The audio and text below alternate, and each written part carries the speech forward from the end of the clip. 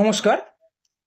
আজকের এই ভিডিওটায় 16টা এমন কিছু ছোট ছোট টিপস বলবো, যেগুলো আপনি যদি একটু রেগুলার মেনটেন করে চলি, তাহলে মানে সত্যি কথা বলতে সুস্থতা আপনার পেছনে একদম দৌড়াবে, ছাড়বে না। তো কি কি বিষয়? একদম খুব ছোট ছোট বিষয়, এমন কিছু হাতিগড়া বিষয় নয়, যেগুলো আমরা অনেকেই জানি, অতটা হয়তো মানি না, কিন্তু যদি মানি তাহলে ভালো থাকবো। তো আসুন আমরা এক এক করে বলি।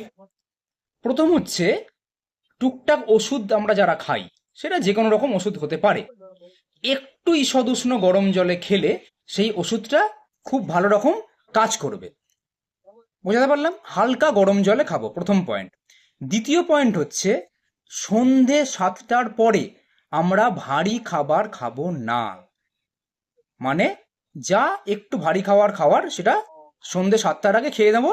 খুব ভালো হয় যদি দিনের আলো থাকতে থাকতে ভারী খাবার খাই, এবং যখন আলো থাকছে না অর্থাৎ সন্ধে রাত্রে হালকা খাবার খাই। সেটা 7টা অনেকের ক্ষেত্রে হয়তো কাজের ক্ষেত্রে পসিবল না, অ্যাটলিস্ট 9টা করলে ভালো হয়। তৃতীয় পয়েন্ট, জল।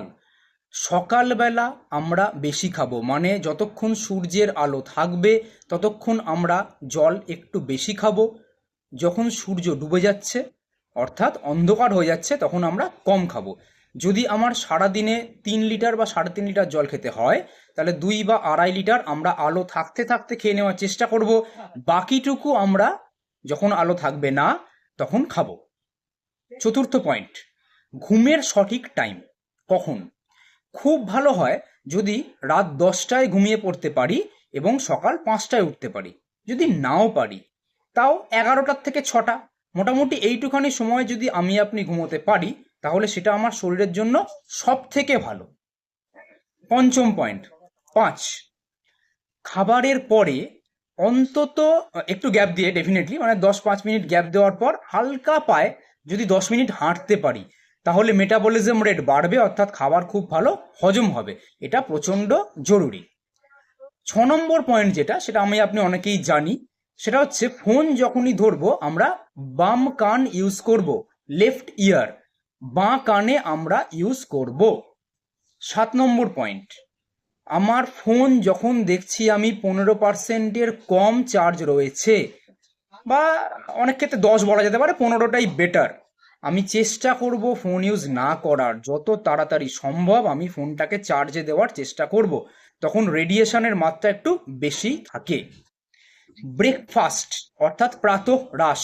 ব্রেকফাস্ট মানে কি? উপোস ভঙ্গ। মানে রাত্রে আমি খাচ্ছি, সকালবেলা আবার খাচ্ছি, অনেকটা সময় ধরে আমার উপোসই বলা চলে রয়েছে, মানে পেট খাবার পাচ্ছে না, শরীর আলাদা এনার্জি পাচ্ছে না। কখনোই স্কিপ করব না, মানে আমি ব্রেকফাস্ট বাদ দেব না, ডেফিনেটলি আমরা ব্রেকফাস্ট করব। চেষ্টা করব সারা দিনে 30 মিনিট মতো রোদ্রে থাকার। এবার এইটা সময়টা কখন? এরকম নয় না কটকটে রোদ্রের মধ্যে আমি রইলাম, যে বেলা 12টা বাজে 1টা বাজে আমি রোদ্রে করে বেড়াই, তা নয়। সকালের যখন মৃদু রোদ, তখন অন্তত আধ ঘন্টা রোদে থাকার আমরা চেষ্টা করব। এর পরের পয়েন্ট, 10 নম্বর পয়েন্ট, লাইট অফ মানে ফোন অফ মেনে চলবো। মানে অন্ধকার হয়ে গেছে, আমি শুয়ে পড়েছি, সেই সময় আমি লাইট জ্বলছে না, কিন্তু আমি ফোনটা একদম চোখের সামনে রেখে সুন্দর ইউজ করছি, এটা আমি করব না। যারা অফিসে কাজ করি বা কম্পিউটারে কাজ করতে হয় বা বসে কাজ করতে হয়, তাদের ক্ষেত্রে টানা 1 ঘন্টা কাজ করার পর 3-4 মিনিট একটু নড়ানড়ি, একটু হালকা ব্যায়াম, ব্যায়াম বলতে মানে শরীরকে একটু নড়াবো, ঠিক আছে? 1 ঘন্টা কাজের পর অন্তত 5-6 মিনিট আমরা এটা চেষ্টা করব। ফোনে যখন আমরা কোনো গান শুনবো ফোনে, তখন ভলিউম কম করে শুনবো।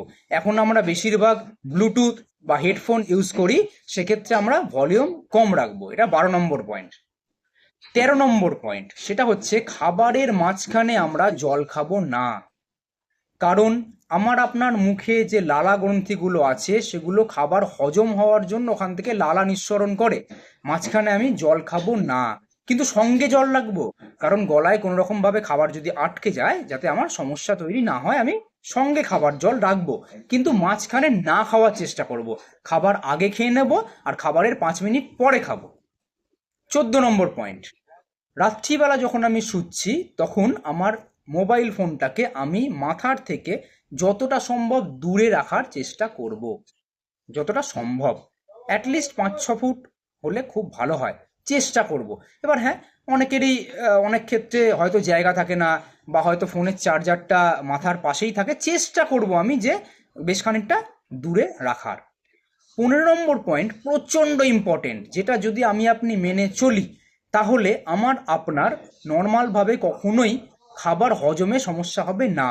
সেটা হচ্ছে প্রত্যেকটা খাবার যখন আমি আপনি মুখে দিচ্ছি অন্তত 25 থেকে 30 বার চিবিয়ে খাবো, চিবিয়ে। আমি আপনি কিন্তু খাবার চিবাই কম, গিলি বেশি। 2-4 বার চিবালাম, ঘপ করে গিলে ফেললাম। দুটো কারণে হতে পারে। এক হচ্ছে আমার খুব তাড়া আছে, আমি অফিস যাচ্ছি, কাজে বেরোচ্ছি, যে কোনো কারণে তাড়া আছে, আমি তাড়াতাড়ি তাড়াতাড়ি খেয়ে নিচ্ছি, টাক করে গিলে ফেলছি। চেষ্টা করব না করার। অনেক ক্ষেত্রে আমরা টিভি দেখতে দেখতে খাই বা মোবাইল দেখতে দেখতে খাই, সেক্ষেত্রে আমরা লক্ষ্যও করি না যে আমি অনেক কম সংখ্যক বার চিবিয়ে খাবার ঘপ করে গিলে ফেলছি। 25 থেকে 30 বার চিবান, দেখবেন খাবার একদম পেস্ট হয়ে যাবে, হজমের কখনো সমস্যা হবে না। না আপনাকে সকালবেলা গ্যাসের ওষুধ খেতে হবে, না অম্বল হবে, না পেট ক্লিয়ার হবে, না এরম হবে, হবে না, একদম সুন্দর ক্লিয়ার হবে। 25 থেকে 30 বার, বারে বারে কথাটা বলছি, একটু মনে রেখে চলি, একবার অভ্যাস করে ফেলতে পারলে খুব ভালো। লাস্ট পয়েন্ট, 16 নম্বর পয়েন্ট, যে কোনো তেলে আমরা যখন খাবার রান্না করি একের অধিকবার সেটা ইউজ করব না। অনেক ক্ষেত্রে আমরা করে ফেলি যে আমি ভাজলাম কোনো জিনিস, ভাজাগুলো তুলে নিলাম, দিয়ে তেলটাকে রেখে দিলাম, সেটা করব না। অর্থাৎ ভোজ্য তেল আমরা একের অধিকবার ইউজ করব না। এখানে আমরা 16খানা পয়েন্ট বলেছি। কয়েকটা দিন মেনটেন করে দেখুন, 1 মাস মেনটেন করে দেখুন, একদম মানে লক্ষণীয় পরিবর্তন নিজের শরীরে, মনে, হজমে, মাথায়, মেন্টাল পিস, সব জিনিসে লক্ষ্য করবেন। ধন্যবাদ। খুব ভালো করে 16খানা পয়েন্ট শুনুন, প্রয়োজনে লিখে রাখুন। কোনো কিছু বুঝতে অসুবিধা হলে কমেন্ট বক্সে জানান। আর এই ধরনের উপকারী তথ্য আমি বলবো, ইনফরমেটিভ তথ্য যেগুলো পেতে চাইলে অবশ্যই পেজটাকে ফলো করে রাখুন। আমরা প্রতিদিনই চেষ্টা করব কিছু না কিছু এরকম তথ্য দেওয়ার, যেটা আমার আপনার অনেক কাজে লাগবে। দেখুন, হেলথ ইজ ওয়েলথ, আমরা এটা শুনেছি।